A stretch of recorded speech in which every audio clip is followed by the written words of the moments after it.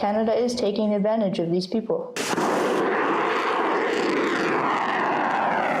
As the war enters its second month, the humanitarian crisis worsens, with millions of Ukrainians forced out of their homes due to Russian attacks. Many are seeking safe haven in Western countries, including Canada. Canada has been all over the news, all over the world, as it's being very receptive to refugees coming from Ukraine.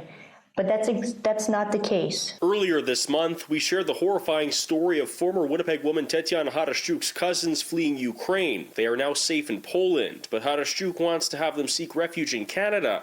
However, she says with everything they have been through, the process to apply for a Canadian visa is confusing. For one of my family members, we applied before this program was in place, and it still hasn't come through. So it's going to be close to a month. On March 17th, applications for the Canada-Ukraine authorization for emergency travel was opened by the federal government, allowing Ukrainians to start applying to come to Canada. But Nick Kravet says there are easier ways to do this. They should allow Ukrainians to come here through an electronic travel authorization. That process can be done within minutes.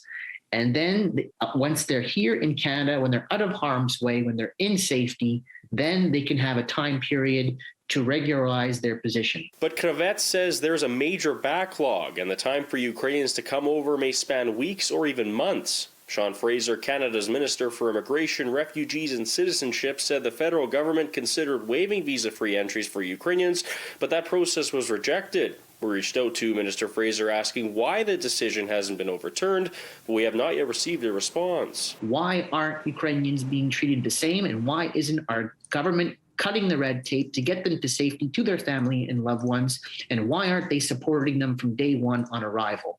And right now, as I mentioned earlier, the federal government is providing zero supports to them on arrival.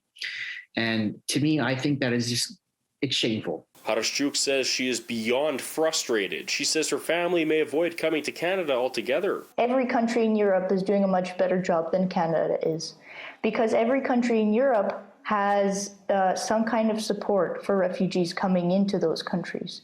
But Canada does not. In Winnipeg, Alex Karpa, City News.